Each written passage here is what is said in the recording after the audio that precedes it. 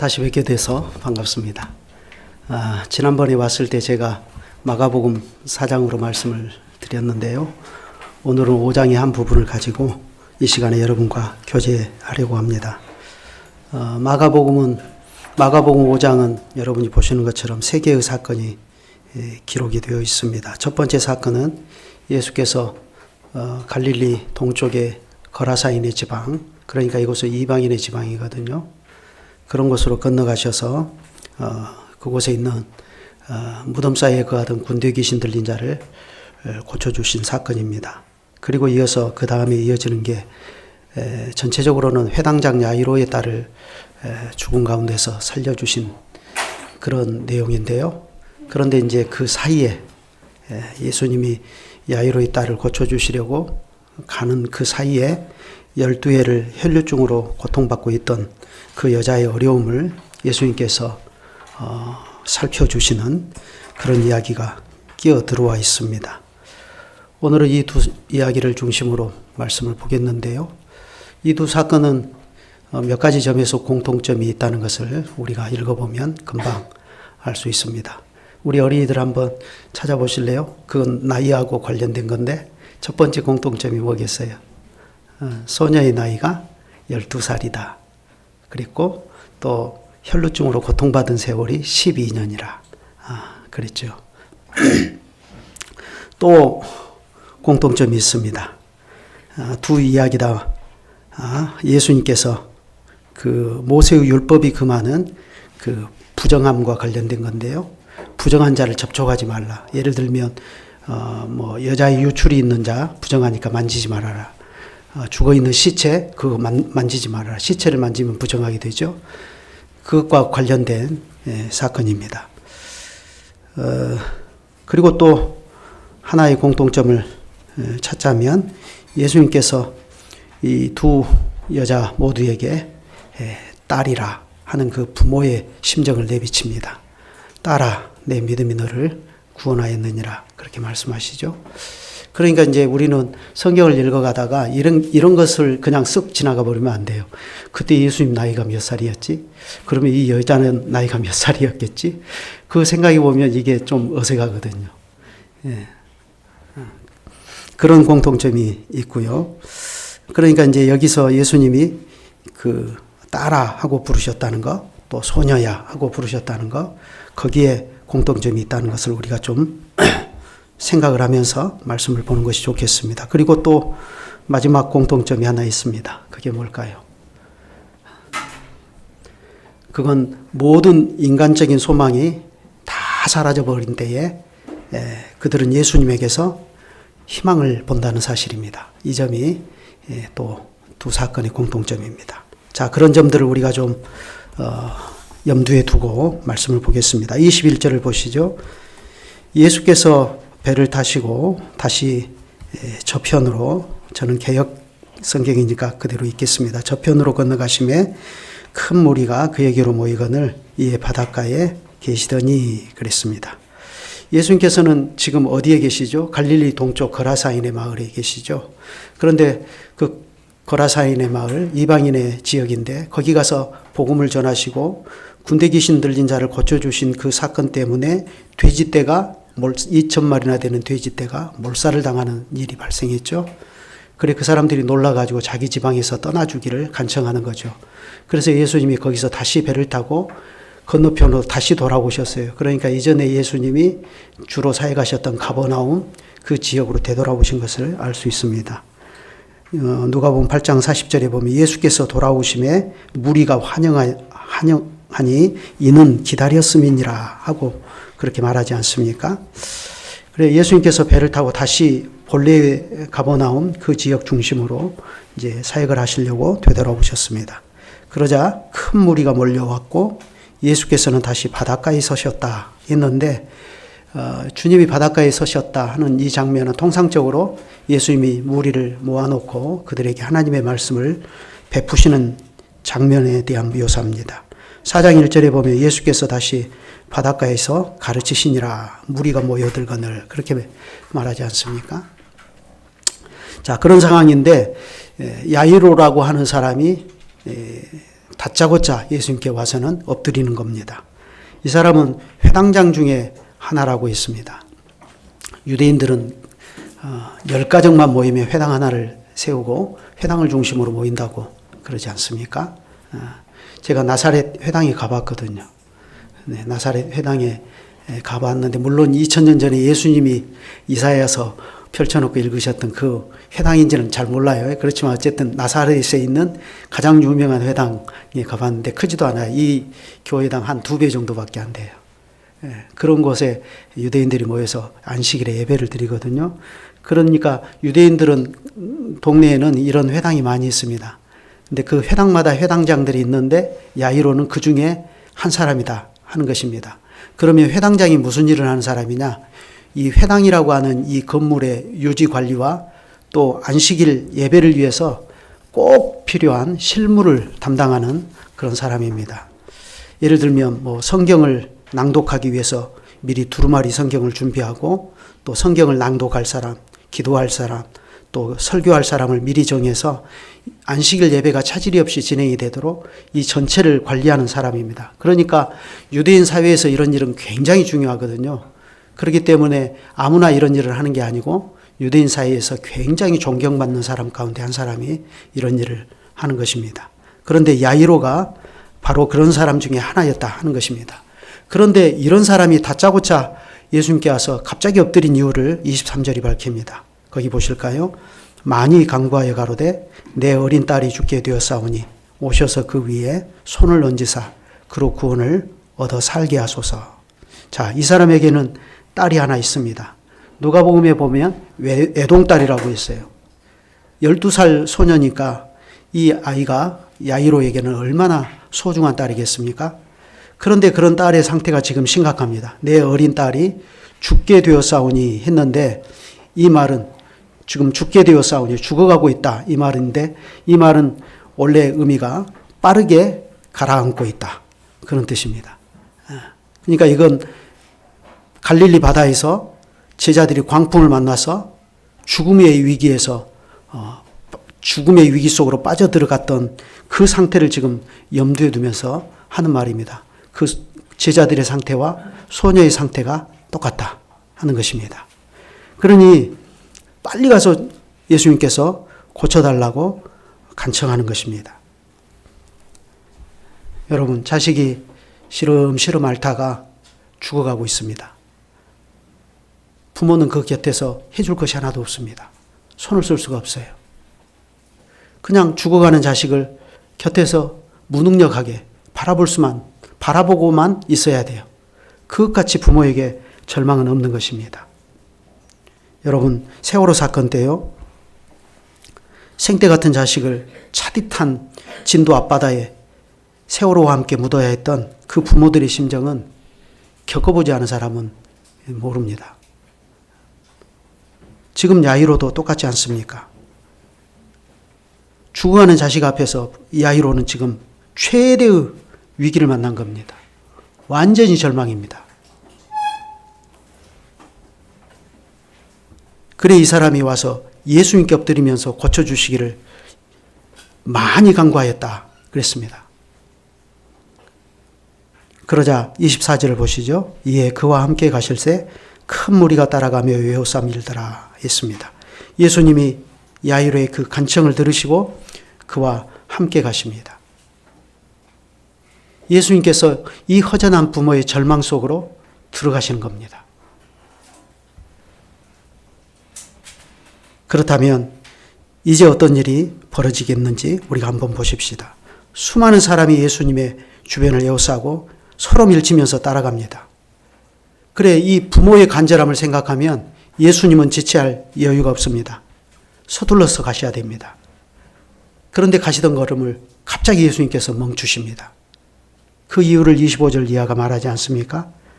12해를 혈루증으로 앓는 한 여자가 있어 많은 의원에게 많은 괴로움을 받았고 있던 것도 다 허비하였으되 아무 효험이 없고 도리어 더 중하여졌던 차에 예수의 소문을 듣고 무리 가운데 섞여 뒤로 와서 그의 옷에 손을 대니 이는 내가 그의 옷에만 손을 대어도 구원을 얻으리라 함이라 하라. 이에 그의 혈루 근원이 곧 마름에 병이 나온 줄을 몸에 깨달으니라. 한시가 급하지 않습니까? 야이로의 입장에서 보면 지금 발을 동동거리고 있어요. 주님 빨리 가셔야 돼요. 죽기 전에 당도하셔야 돼요. 그런데 정작 주님께서는 바삐 가던 걸음을 갑자기 멈추시고 여기서 또 다른 가련하고 불쌍한 여인의 필요를 돌아봐 주십니다. 무려 이 여자는 12년 동안 혈루증으로 고통을 받고 있었다 했습니다. 여기에 이 혈루증이라고 하는 거 여러분들은 다 아시죠? 이건 여자의 월경을 비롯하여 혹은 그와 관련된 산부인과 질환을 가리키는 말입니다. 또 그 밖에도 어떤 이유로든 피가 멈추지 않고 계속되는 질환을 유출병이라 이렇게 말하는데, 모세의 율법에는 여러분이 아신 것처럼 이 피의 유출에 관한 규정이 너무나 상세하게 잘 규정되어 있지 않습니까? 레위기 15장 19절부터 한번 빠르게 한번 찾아서 읽어보십시다. 레위기 15장 19절부터 31절입니다.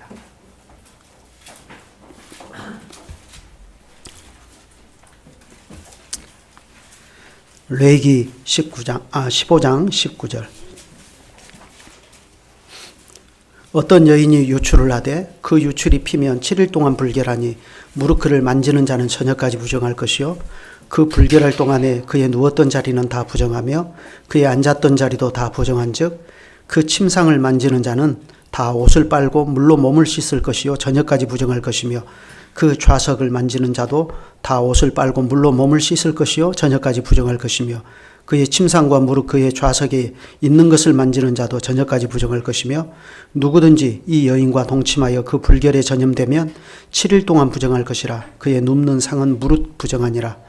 여인의 피의 유출이 그 불결기 외에 있어서 여러 날이 간다든지 그 유출이 불결기를 지나든지 하면 그 부정을 유출하는 날 동안은 무릇 그 불결한 때와 같이 부정한즉 무릇 그 유출이 있는 날 동안에 그의 눕는 침상은 그에게 불결한 때의 침상과 같고 무릇 그의 앉는 자리도 부정함이 불결의 부정함과 같으니 이런 것을 만지는 자는 무릇 부정한즉 옷을 빨고 물로 몸을 씻을 것이며 저녁까지 부정할 것이요 그의 유출이 그치면 7일을 센 후에야 정하리니 그는 제8일에 산비둘기 둘이나 집비둘기 새끼 둘을 자기를 위하여 취하여 회막문 앞 제사장에게로 가져갈 것이요 제사장은 그 하나는 속죄제로 하나는 번제로 드려 유출로 부정한 여인을 위하여 여호와 앞에 속할지니라. 너희는 이와 같이 이스라엘 자손으로 그 부정에서 떠나게 하여 그들로 그 가운데 있는 내 장막을 더럽히고 그 부정한 중에서 죽음을 명케 할지니라 했습니다. 자, 간단히 정리하면 이렇습니다. 여자는 월경 중인 7일 동안 부정하다 합니다. 그리고 그 여자와 접촉하는 자도 저녁까지 부정합니다. 월경 중인 여자와 동침하는 자도 7일 동안 부정합니다. 그런데 어떻게 된 일인지 그 피의 유출이 그치지 않고 계속되는 거예요. 그러면 계속해서 이 법이 적용되어서 그를 만지는 자도 그와 접촉하는 자도 그가 심지어 앉는 의자, 침상, 식탁 이런 것들이 다 부정한 거예요. 그렇기 때문에 당연히 이런 사람은 어떻습니까? 이 부정이 계속되는 동안에는 성전에 나갈 수가 없습니다. 이스라엘 백성에게 성전에 나갈 수 없다는 것은 죽음의 선포와 같은 것이죠. 그러니 그들은 피의 부정이 멈추고 부정이 정화될 때까지 공동체로부터 격리되었습니다. 이러한 격리는 오늘날 우리가 코로나19에 감염이 되어서 한 1, 2주일 집에서 격리하는 것하고는 차원이 다른 거예요. 똑같이 생각하면 안 돼요. 그런데 본문에 나오는 이 여자는 무려 12년을 그런 상태입니다. 다른 사람을 부정하게 만들어 버릴 수 있다는 것 때문에 그녀는 그 사회에서 12년째 지금 격리 상태예요. 방금 우리가 읽은 이런 모세의 규정들, 종교적인 제약들이 불행하게도 12년 동안 그녀를 소진시켜버리고 쇠약하게 만들었습니다. 그래, 격리가 12년째 길어지면서 마치 그녀는 땅에 발이 묶여버린 새와 같았습니다. 날고 싶지만 날 수가 없어요. 얼마나 이 부정에서 벗어나려고 노력을 했겠습니까? 그런데 26절을 보세요. 많은 의사에게 많은 괴로움을 받았다 그랬습니다. 그리고 또 있던 것도 다 허비해 버렸고 아무 효험이 없고 도리어 더 증상만 심해졌던 거예요. 그러니까 이 여자의 상태는 지금 죽어가는 소녀의 상태보다 결코 나아 보이지 않습니다. 인간적인 모든 희망이 사라졌습니다. 이 여인 역시 죽어가는 소녀만큼 절망적이에요. 그런데 어느 날입니다. 여인은 예수님에 관한 소문을 들었습니다. 27절에 보면 예수의 소문을 듣고 그랬는데 이 말은 그 앞에 있는 21절과 연결돼요. 예수께서 배를 타시고 다시 저편으로 건너가시며 큰 무리가 그에게 모여오거늘 이에 바닷가에 계시더니 그랬죠. 사람들이 예수님에 관해서 하는 말을 듣고서 그녀는 틀림없이 이분에 대해서 알고자 했을 겁니다. 그리고 이분이 바닷가에 있어서 말씀을 전하실 때 여인은 자신의 부정한 상태를 숨기고 몰래 군중들 틈바구니 속으로 들어가서 지금 예수님이 바닷가에 서서 가르치시는 주님의 말씀을 들었을 것입니다. 결과적으로 여인은 상당한 위험을 감수하고서라도 마지막 모험을 감행해 볼 만한 희미한 소망을 예수님에게서 발견했습니다. 그녀는 예수의 오대만 손을 대어도 구원을 얻을 것이라 하는 확신이 있었습니다. 왜 그러냐면 당시에는 예수의 몸에 손을 대기만 해도 병이 낫는다 하는 그런 소문이 광범위하게 퍼져 있었던 까닭 아닙니까? 누가복음 6장 19절을 보면 온 무리가 예수를 만지려고 힘쓰니 이는 능력이 예수께로 나서 모든 사람을 낫게 함이로라. 이렇게 기록하고 있잖아요. 그래 이런 소문이 광범위하게 퍼져 있었기 때문에 여인도 예수님의 몸에 손을 대야 되는데 옷에만 손을 대도 내가 낫겠다 하는 확신이 들었던 겁니다. 그래서 그녀는 망설이지 않고 그 믿음을 실행에 옮겼습니다. 그러나 자신이 가지고 있는 유출병 때문에 떳떳하게 움직일 수가 없었습니다. 그래서 그녀가 택한 것은 자신의 부정을 숨기는 것이고 무리 가운데 몰래 섞여서 뒤로 와서 예수의 옷을 가만히 만지는 겁니다. 그러자 어떻게 되었습니까? 이에 혈루 근원이 곧 마름에 병이 나온 줄을 몸에 깨달으니라 그랬습니다. 12회의 수치와 좌절은 여인이 예수의 옷자락을 만짐으로써 즉시 해결이 되었습니다. 그런데 그 다음에 문제가 생겼어요. 예수님께서 딱 아시고 누가 내 몸에 손을 대었느냐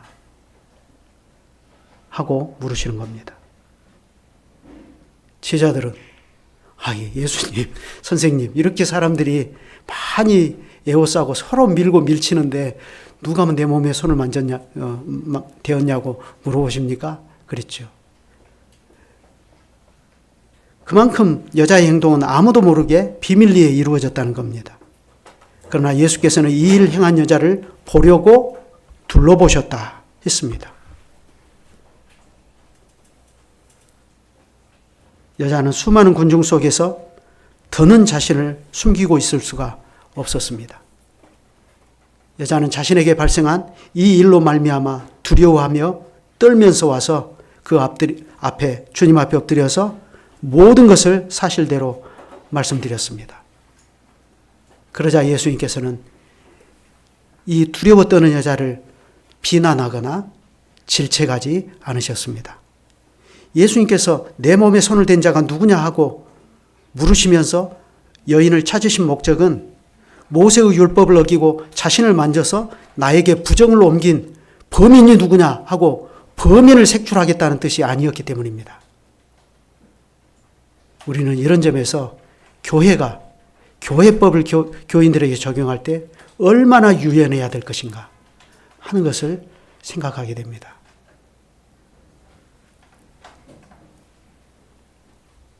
오히려 주님께서는 그녀를 보시면서 이렇게 말씀하셨습니다. 딸아, 내 믿음이 너를 구원하였으니 평안히 가라.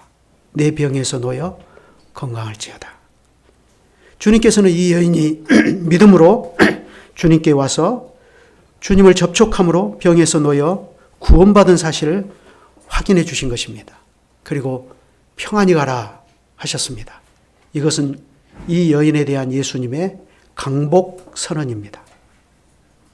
여러분 지금도 이 그리스도의 복음이 순수하게 설교되고 있는 교회에서는 똑같은 강복 선언이 오직 믿음으로 그리스도께 피하는 주의 백성들을 향해 선언되고 있다는 사실을 아시기 바랍니다. 그러는 사이에 시간이 지체되었습니다. 그리고 마침내 야이로가 염려했던 이 일이 벌어지고 말았습니다. 35절 보시죠. 아직 말씀하실 때에 회당장의 집에서 사람들이 와서 가로되 당신의 딸이 죽었나이다. 야이로는 완전히 무너져 버렸습니다. 상황은 훨씬 악화되고 말았습니다. 희망이 사라져 버렸습니다. 그러자 인간으로서는 어쩔 수 없는 불가피한 결론이 바로 그 뒤에 따릅니다. 어떻게 따르죠? 어찌하여 선생을 더 괴롭게 하나이까? 자, 어찌하여 선생을 더 괴롭게 합니까? 이 말에는 어떤 의미가 담겨 있죠? 예수님께 대한 불신이 깔려 있는 거예요. 아무리 예수님이라도 죽기 전에 오셔야지 이미 죽어버린 마당에 예수가 와도 소용없다. 그러니 더 이상 선생을 괴롭게 하지 말라 하는 것 아닙니까? 여러분, 우리는 바로 이 말에서 죽음 앞에서 모든 인간이 느끼는 절망을 보고 있습니다. 예수도 죽기 전에 손을 써야지 죽어버리고 나면 그때는 예수도 손 쓸 수가 없다 하는 이 절망 말입니다. 혹시 우리도 이런 생각을 가지고 있지 않습니까? 그래서 우리가 주님께 무엇을 위해 기도할 때도 내가 죽지 않고 살게 해 주시라는 전제에서 기도하지 않습니까? 그런데 보십시오. 다시 한번 주님께서는 이러한 인간의 절망에 개입하십니다. 예수님께서는 그 말을 곁에서 들으셨습니다. 그리고 완전히 절망해버린 회당장에게 말씀하십니다. 두려워하지 말고 믿기만 하라. 진실로 죽음 앞에서 모든 인간이 느끼는 절망과 모든 것을 하실 수 있는 전능하신 하나님의 능력이라고 하는 이 두 극단이 스파크를 튀면서 마주치는 순간입니다. 두려워하지 말고 믿기만 하라. 주님께서는 죄와 죽음이라는 이 거대한 세력 앞에서 절망하는 인간의 두려움에 도전하시는 것입니다. 그럴 때 우리가 택할 수 있는 건 뭡니까? 상황이 허락되는 한에서만 믿을 것인가? 아니면 하나님의 전능하심을 믿을 것인가? 그럴 때 예수님께서는 믿기만 하라 하십니다. 믿기만 하라. 헬라어 문법대로 하면 믿기를 계속하라. 다시 말해서 절망에 빠지지 말고 믿음을 계속해서 붙잡으라는 것입니다. 그렇다면 생각해 보십시오. 이 말이 가능하면 이 어려운 때에 절망적인 생각하지 말고 가능하면 긍정적으로 좀 생각을 해라. 그런 뜻이겠습니까? 눈앞의 현실은 불가능인데 그러나 애써서 잘 될 거야. 다 잘 될 거야 하면서 스스로를 위로하면서 왜서 그런 부정적인 생각을 다 떨쳐내버려라. 그런 뜻이겠습니까? 우리는 예수님께서 여기서 믿기만 하라 하신 이 믿음을 긍정적인 사고방식과 혼돈해서는 안 됩니다. 왜 제가 이 말씀을 드리냐면 요즘 교회들이 전하는 믿음이 긍정적인 사고방식과 혼돈되어 있기 때문에 그렇습니다.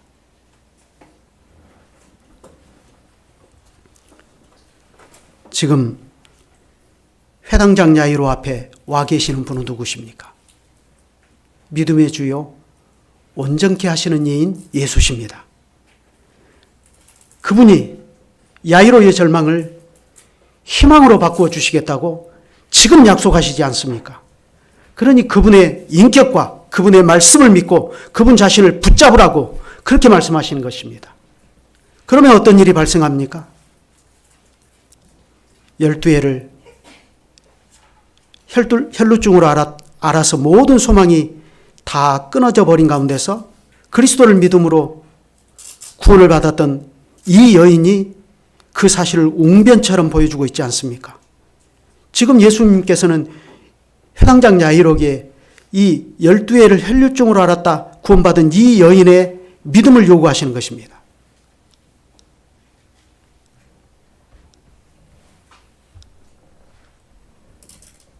상식적으로 생각해 보세요. 이 혈루증으로 12년 동안 고통받았던 이 여인의 믿음이 더 대단해야 됩니까? 아니면 회당장,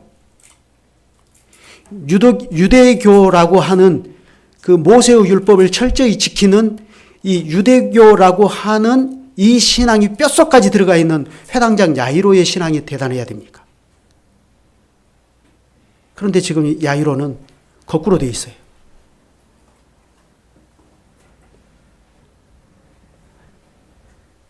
신학적으로는 이 사건이 유대교의 한계를 분명하게 보여주는 겁니다. 주님께서는 낡은 가죽 부대의 한계를 분명히 드러내 보여주시는 거예요.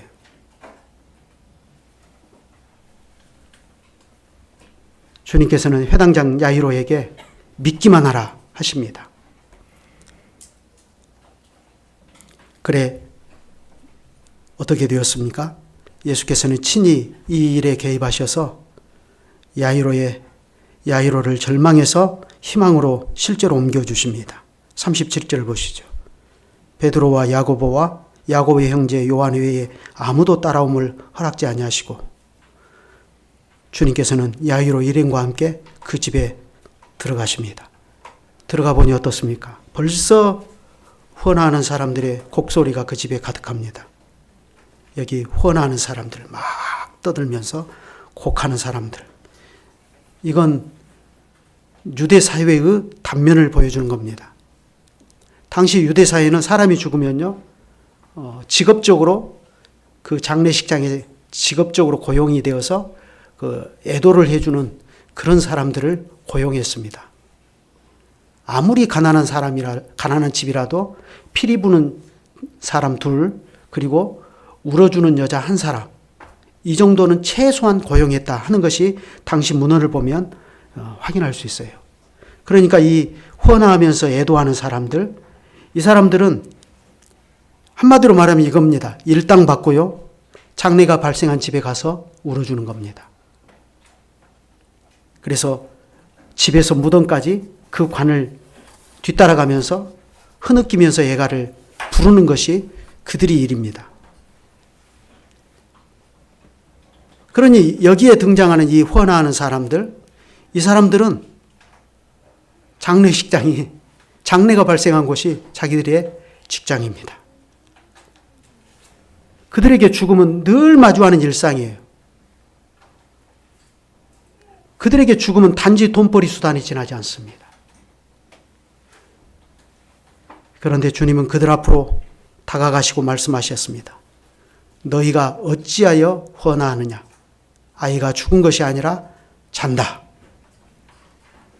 그러자 사람들의 헌화와 애도는 순식간에 비웃음으로 바뀌었습니다. 예수님께서는 개의치 않으시고 저희를 다 나가라고 보내신 후에 아이의 부모와 또 데리고 간 제자들 세 사람만 데리고 아이의 시신이 놓여 있는 곳으로 들어가셨습니다. 41절을 보시죠. 그 아이의 손을 잡고 가라사대 달리다굼 하시니 번역하면 소녀야 내가 네게 말하노니 일어나라 하심이라. 소녀가 곧 일어나서 걸으니 나이 12살이었더라. 소녀가 죽은 것이 아니라 잔다고 하는 주님의 그 말씀에 비웃음과 냉소를 내보냈던 이 사람들이 다 크게 놀랐습니다. 눈을 씻고서 다시 보았는데 분명히 죽었던 소녀가 살아서 집안 이곳저곳을 다니고 있는 거예요. 그러자 43절 예수께서는 이 일을 아무도 알지 못하게 하라고 저희를 많이 경계하시고 이에 소녀에게 먹을 것을 주라 하셨습니다. 먹을 것을 주라 하신 말씀은 이 소녀가 분명히 살았다는 사실을 보이시려고 그렇게 하신 겁니다. 소녀는 즉시 식사를 할 만큼 기력을 회복하고 확실히 살아난 겁니다. 그러면 주님께서는 왜 이 일을 일체 말하지 말고 함구하라고 당부하신 것일까요? 왜냐하면 지금은 예수님의 십자가도 발생하기 전이고 더더구나 부활과 승천과 오순절에 성신께서 오시는 이 사건은 훨씬 이 사건 이후에 벌어질 일이잖아요. 그러면 지금 여기서 예수님이 보이신 이 표적은 그 의미와 교훈을 언제 비로소 알 수 있습니까? 그들이, 제자들이 주님의 십자가를 목격하고 부활을 목격하고 승천하신 주님의 영광을 목격하고 오순절에 성신께서 오셔서 이 모든 표적들을 다 생각나게 하시고 그 의미와 교훈을 그때 가르쳐 주실 때 비로소 그들은 이 사건의 진정한 의미를 알고 이 사건을 통해서 하나님 나라의 왕으로 오신 그리스도를 바르게 전할 수가 있는 까닭입니다. 그런데 그런 일련의 사건들이 아직 밝혀지기 전인데 이걸 전하게 되면 어떻게 되죠? 예수님을 억지로 잡아서 자기들의 임금 삼으려고 하는 유대인들의 그 잘못된 생각들이 들불처럼 더 일어날 뿐입니다. 유대인들은 다윗 언약을 오해해서 예수님을 억지로 잡아서 자기들의 임금 삼으려고 하지 않았습니까? 그렇지만 그런 것은 썩을 양식을 위해서 예수님을 찾는 것에 지나지 않아요.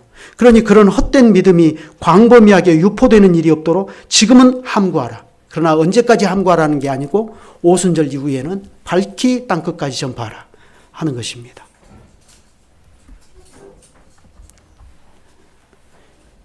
그래, 본문에서 우리가 몇 가지를 생각해 볼 수 있는데요.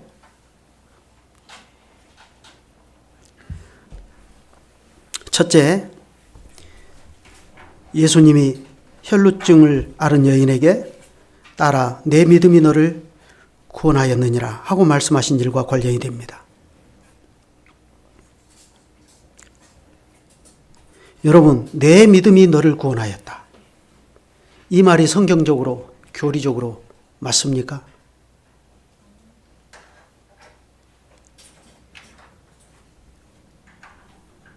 사실 이 여인을 구원하신 분은 주님이십니다. 그러면 예수님은 이렇게 말씀하시는 것이 옳습니다. 네가 나를 믿으니 내가 너를 구원하였느니라. 평안히 가라. 그러면 교리적으로 완벽합니다. 그러지 않습니까? 그런데 따라 내 믿음이 너를 구원하셨다. 이렇게 말씀하십니다. 마치 이 여인의 믿음이 그녀 자신을 구원한 것처럼 말씀하셔요. 우리는 여기서 하나님이 우리의 믿음을 얼마나 귀중하게 보시는가를 알 수 있습니다. 정말로 우리가 가지고 있는 믿음 자체는 아무것도 아니지 않습니까? 그럼에도 불구하고 하나님께서는 우리가 참된 믿음으로 예수 그리스도께 피하는 그걸 귀중하게 보신다는 겁니다. 그것이 마치 우리를 구원이라도 하는 것처럼 여겨주십니다. 그러면 여기서 인간의 목적이 무엇이냐 하는 것도 우리는 생각하게 됩니다. 사람은요, 하나님께서 하시는 일을 구경이나 하는 존재가 아닙니다. 사람은 하나님께서 하시는 일을 보고 떡이나 얻어먹고 기적이나 보라고 있는 것이 아닙니다. 하나님께서는 우리에게 믿음을 요구하십니다. 그런데 이 믿음을 우리가 하나님께 요구한 어떤 것을 받아내는 요술방망이가 아닙니다. 1%의 기적을 기대하는 적극적인 사고방식은 더더욱 아닙니다. 그러면 믿음은 무엇입니까? 오늘 나의 죄와 비참을 알고 죽음이라는 이 인간의 절대 절망 앞에서 하나님 앞에 엎드리는 것입니다. 하나님이 나의 절망 속으로 들어오도록 하는 것입니다. 그럼으로써 나에게 벌어질 하나님의 구원을 오직 그분에게서 구하는 것입니다. 그분의 모든 말씀과 그분의 약속에 의지하여 하나님의 구원을 기대하는 것입니다. 더 나아가 믿음은 구원을 주신 하나님을 마음으로부터 사랑하고 그분과 함께 영원히 살기를 즐거워하는 것입니다. 그러면서 이 믿음은 하나님의 일에 동참하는 것입니다. 하나님을 위한 삶으로서 그분을 경배하는 것입니다. 그것을 온 세상이 반대하고 통치자들의 강령이 반대한다 하더라도 멈추지 않고 계속하는 것입니다. 하나님은 이러한 믿음을 얼마나 귀중하게 여기시는지 그 믿음이 너를 구원하였느니라 하십니다.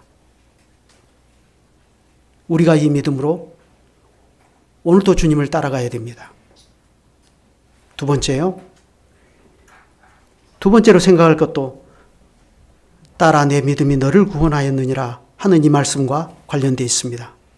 예수님은 이 여인에게 딸아 하셨습니다. 자, 이 여인의 나이가 몇이나 되었을까요? 여자아이가 자라서 달거리를 시작하려면 최소한 12살, 13살은 돼야죠. 거기다가 12년을 보태야죠. 그러면 최소 25살. 그런데 이 여인은 실제로는 훨씬 더 나이가 많았을 겁니다. 근데 당시 예수님은 30살 좀 넘으셨잖아요. 30세부터 그 무렵부터 메시아가 사역을 하셨으니까. 그런 예수님이 젊으신 분이 여인에게 딸아 하고 이렇게 부르는 것은 좀 어색하지 않습니까? 그럴지라도 주님께서는 여인을 딸아 하고 이렇게 친근히 부르시면서 믿음으로 죽게 피한 이 여인에게 하나님의 구원이 임한 사실을 일깨워 주십니다. 회당장 야이로에 따르며 병색이 완연한 채 빠르게 침몰해가는 배처럼 생명이 꺼져가고 있는 그 자식을 아무 손도 쓰지 못하고 그저 바라보고만 있어야 하는 그 부모의 심정이라고 하는 것은 다시 말씀드리지만 이건 안 겪어본 사람은 모르는 거예요. 그래서 자식은 부모가 죽으면 땅에 묻지만 부모는 자식이 앞서가면 가슴에 묻는다. 그러지 않습니까?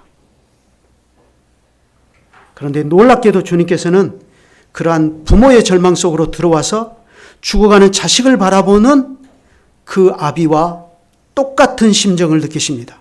그 심정으로 주님께서는 어린 소녀의 손을 잡아 일으키십니다. 소녀야, 내가 내게 말하노니 일어나라. 그러면 마가는 이 시점에서 하고 싶은 말이 있습니다. 그게 뭘까요?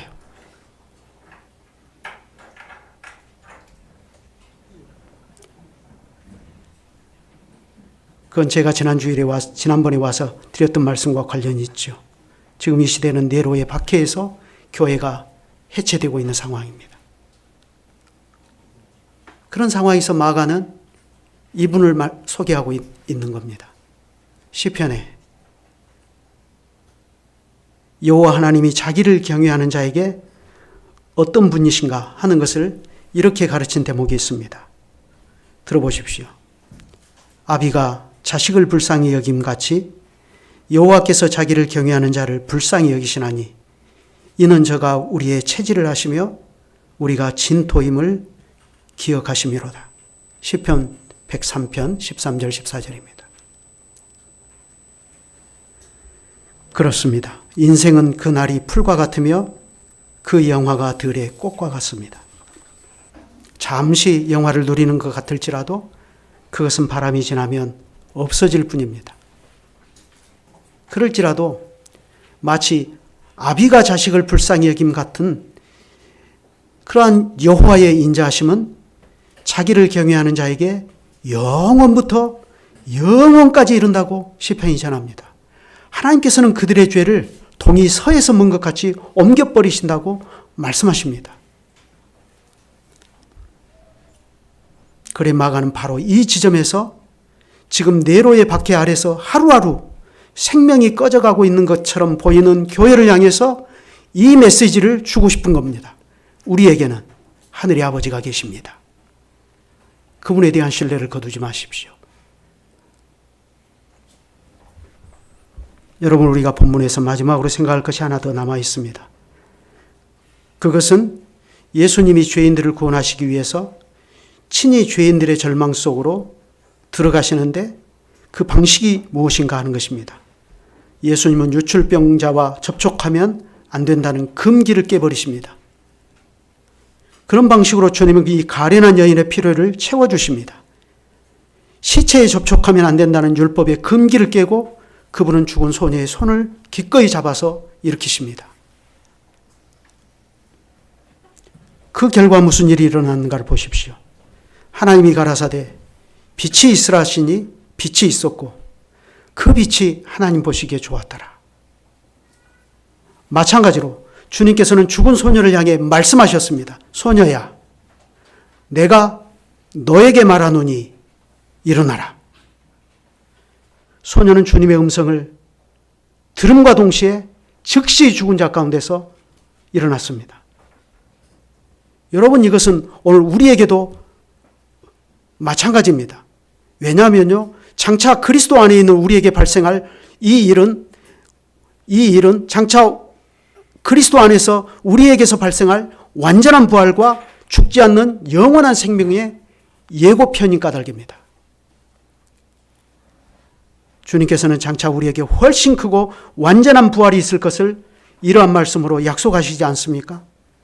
진실로 진실로 너희에게 이르노니 죽은 자들이 하나님의 아들의 음성을 들을 때가 오나니 곧 이때라. 듣는 자는 살아나리라. 요한복음 5장 25절입니다. 과연 이 말씀대로 소년은 죽은 자를 향해 말씀하시는 하나님의 음성을 들었습니다. 들은즉 곧 살아났습니다.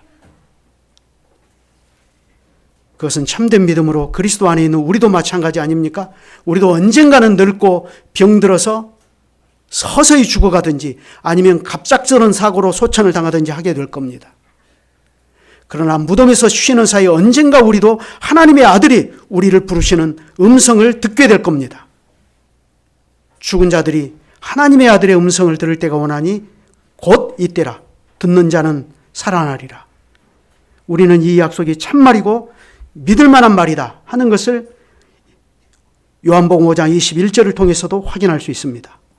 아버지께서 죽은 자들을 일으켜 살리심같이 아들도 자기의 원하는 자들을 살리시느니라. 오늘 본문에서 우리는 12해를 유출병으로 고통받던 여인을 살려주시고 회당장 야이로의 딸을 죽음에서 구해주신 예수가 누구인가 하는 것을 보게 됩니다. 그분은 말세에 세상의 구원을 위해서 하나님이 보내신 하나님의 아들이십니다. 그분은 다윗의 약속을 따라오셔서 다윗의 위에 앉아 야곱의 집에서 영원히 다스리실 하나님 나라의 왕이십니다. 왕이 오셨습니다. 하나님 나라가 이미 우리 안에 우리의 절망 속으로 들어와 있습니다. 그 절망은 뭡니까? 죽음입니다. 죄의 세력이 몰고 오는 죽음입니다. 그러니 어떤 일이 벌어집니까? 사탄의 권세가 진압됩니다. 죽음이 정복됩니다. 주님은 그러한 사실을 이 간단한 사건을 통해서 마치 거대한 서사의 예고편처럼 우리 앞에서 지금 펼쳐 보여주시면서 믿으라 하시는 것입니다.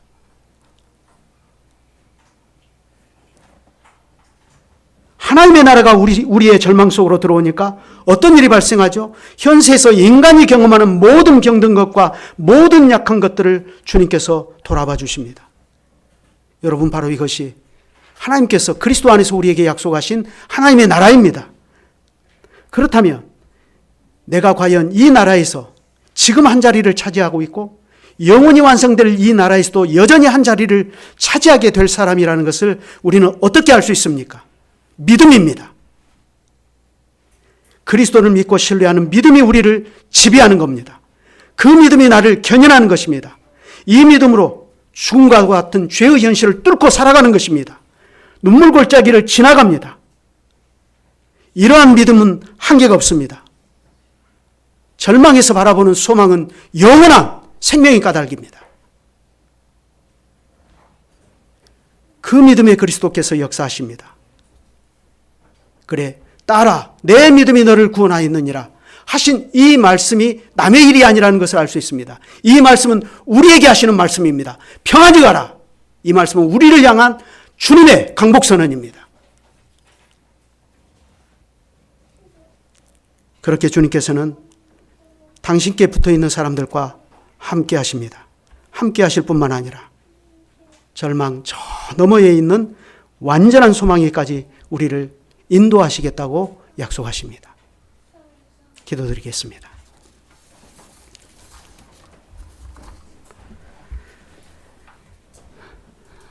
거룩하신 주님,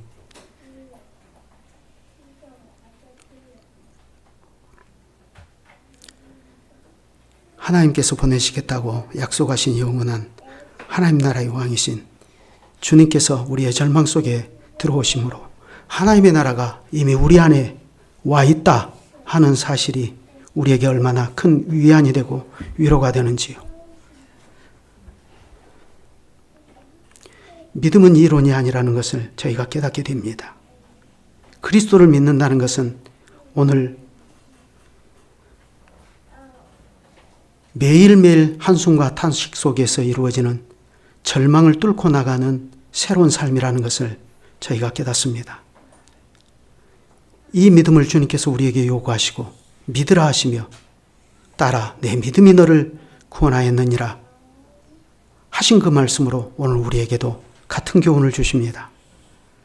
우리의 현실은 늘 낙심할 수밖에 없고 눈앞의 현실 때문에 우리가 가진 이 작은 믿음은 중대한 도전에 늘 직면하며 살아가고 있지만 그러나 주님께서 우리에게 믿으라, 믿기만 하라, 그리고 염려하지 말라 말씀하십니다. 이 믿음을 우리에게 주시기를 구합니다. 이 믿음으로 우리의 현실을 주님을 의지하여 지나가게 하시옵소서. 주 예수 그리스도의 이름으로 기도드립니다. 아멘.